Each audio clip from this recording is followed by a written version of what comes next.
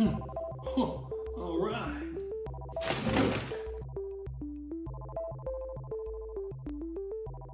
Hey everyone, Sidewalk Runner here, Sidey for short, and welcome to another episode of Food Friday. I hope you're staying safe and eating well. McDonald's is a company of evolution, always searching for new items to try to please the taste buds of every market that they touch. Some of them turn into big hits, others come and go, like someone in a drive-thru ordering nothing more than a drink. Today, we're going to recreate 3 recipes of products long gone. Now bear in mind that my ratings are strictly on the concept of these recipes and not the ingredients or the methods of cooking. These are just strictly based on the ideas that for these recipes. First up is an item that sounds as unique as the sauce that possibly came with it, onion nuggets. For this copycat recipe, we'll need 3 components, starting with the dry ingredients, which is 1 cup all-purpose flour, 1 teaspoon onion powder, half a teaspoon of garlic powder, half a teaspoon of salt, and half a teaspoon of pepper. Stir together with a whisk or a fork. For the wet ingredients, we need half a cup of water, 1 egg, and just a pinch of sugar.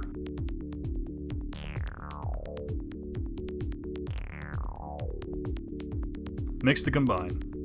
As for the onions themselves, 1 whole onion will do. Yellow or white, today I'm using a yellow onion. The onion nuggets are fairly big chunks in the picture, so I'll be chopping them into large chunks in a wedge shape. We will also be trying some smaller pieces as well. To prepare the nuggets, we will be dipping the onion in the egg mixture, then into the flour mixture, then repeating the egg and flour dip once more, then finally into the frying oil.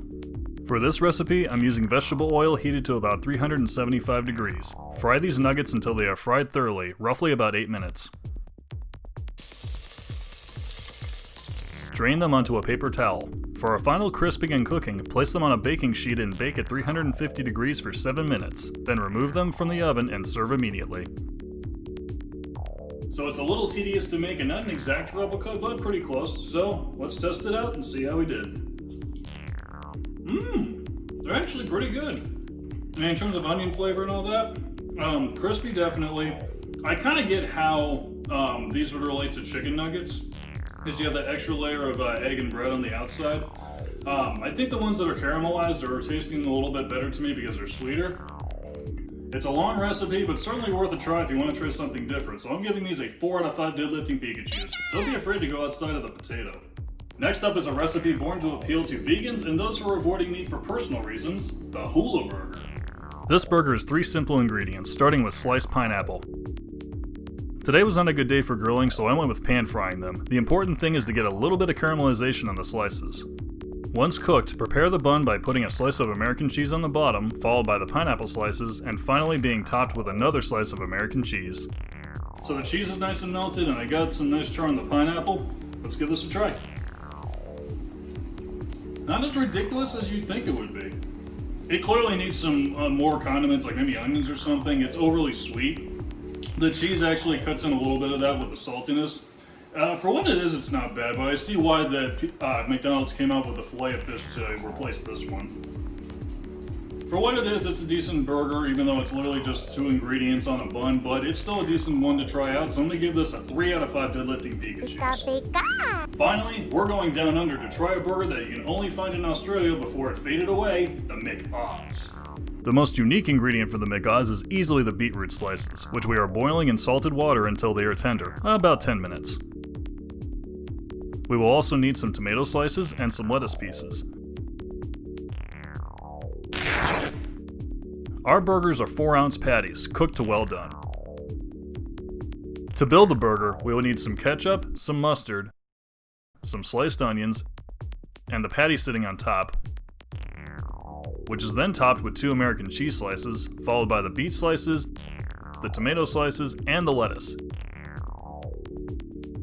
And finally being topped with a fried egg, then just combined together into one massive burger.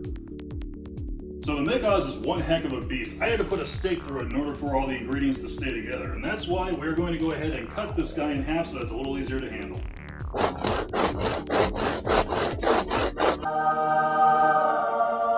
It is huge, it's got a lot of ingredients going for it, and we're going to try it out today. Here's the Macaws.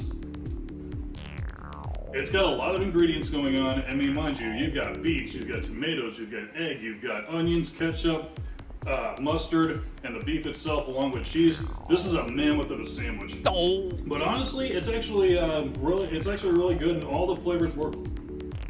Let's give it a second bite before I judge.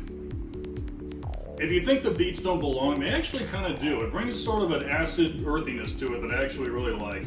If there's one thing maybe I would change, it would be change the cheese out to cheddar, but that's just strictly my preference. Outside of that, this is absolutely delicious.